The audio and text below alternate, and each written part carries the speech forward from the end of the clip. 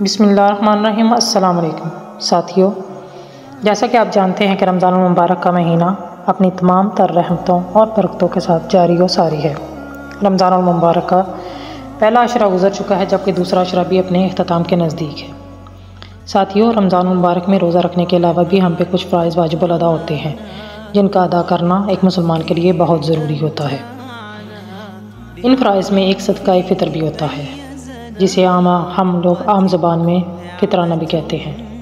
آج ہم اپنی ویڈیو میں صدقہ فطر کی شرعی حیثیت دیکھیں گے۔ ساتھیو، یہ ایک صدقہ ہے جو شریعت نے ہم پر واجب الادا قرار دیا ہے۔ ترمذی شریف میں روایت ہے کہ نبی کریم صلی اللہ علیہ وآلہ وسلم نے حکم فرمایا کہ مدینے کی گلیوں میں ندا کر دی جائے کہ صدقہ فطر واجب ہے۔ ابن ماجہ کی روایت ہے، حضرت عباس رضی اللہ تعالیٰ عنہ اس کی حکمت بیان کرتے ہیں کہ نبی کریم صلی اللہ علیہ وآلہ وسلم نے فرمایا، صدقہ فطر کو واجب الادا قرار دیا جائے تاکہ دوران روزہ جو کوئی کمی رہ گئی ہو یا کوئی کوتاہی رہ گئی ہو تو اس کا کفارہ ادا ہو سکے۔ دارمی کی روایت ہے، نبی کریم صلی اللہ علیہ وآلہ وسلم کا ارشاد ہے کہ روزہ آسمان اور زمین کے درمیان معلق رہتا ہے جب تک صدقہ فطر ادا نہ ہو جائے۔ اس سے ثابت ہوا کہ اگر ہم روزے کے دوران کوئی کمی یا کوئی کوتاہی کرتے ہیں تو وہ پوری ہو جائے گی اور اس کا کفارہ بھی ہو جائے گا۔ نبی کریم صلی اللہ علیہ وآلہ وسلم نے فرمایا کہ یہ غریبوں کے لیے خورش ہے کہ ان کے کھانے کا سامان صدقہ فطر عید سے پہلے ادا کر دیا جانا چاہیے تاکہ غریب اس سے اپنی عید کی خوشیاں پوری کر سکیں۔ نبی کریم صلی اللہ علیہ وآلہ وسلم کا ارشاد ہے کہ کون ہے وہ رب کو قرض دے تو اللہ تعالیٰ ان کو دگنا دے گا اور ثواب بھی دگنا ہوگا۔ جب تک عمرہ لوگ خرچ نہیں کریں گے غربا پر، مساکین پر، طلبہ پر، فلاحی کاموں پر یا دینی کاموں پر، تو معاملہ آگے نہیں بڑھے گا، دین کی اشاعت نہیں ہوگی اور دین مضبوط نہیں ہوگا۔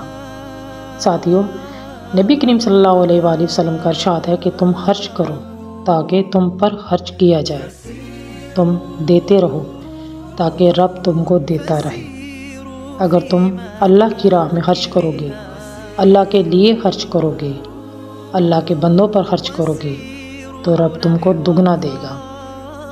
اسی طرح صدقہ فطر بھی اللہ کو دینے والے کاموں میں ہی آتا ہے۔ یہاں پر ایک اور سوال بھی آتا ہے کہ کیا صدقہ فطر اپنے بہن بھائیوں یا قریبی رشتہ داروں کو آپ دے سکتے ہیں؟ تو اس کا جواب بھی یہی ہے کہ آپ دے سکتے ہیں۔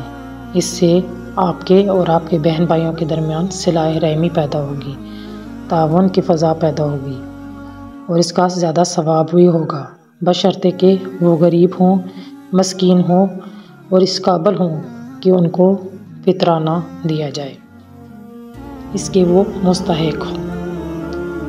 اس کے علاوہ قریبی رشتہ داروں کو بھی صدقہ فطر دیا جا سکتا ہے اگر وہ اس کے مستحق ہوں اور ان کو فطرانہ لگتا ہو۔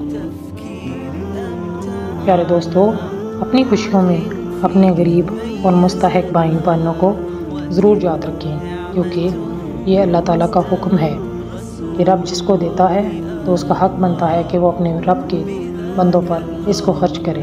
اگر ہم اپنی خوشیاں، اپنے بچوں کی خوشیوں کو دیکھتے رہیں تو کیا وہ جو رب کے بندے ہیں، کیا ان کا حق نہیں بنتا کہ وہ بھی اپنی خوشیاں منائیں یا ان خوشیوں کو حاصل کریں؟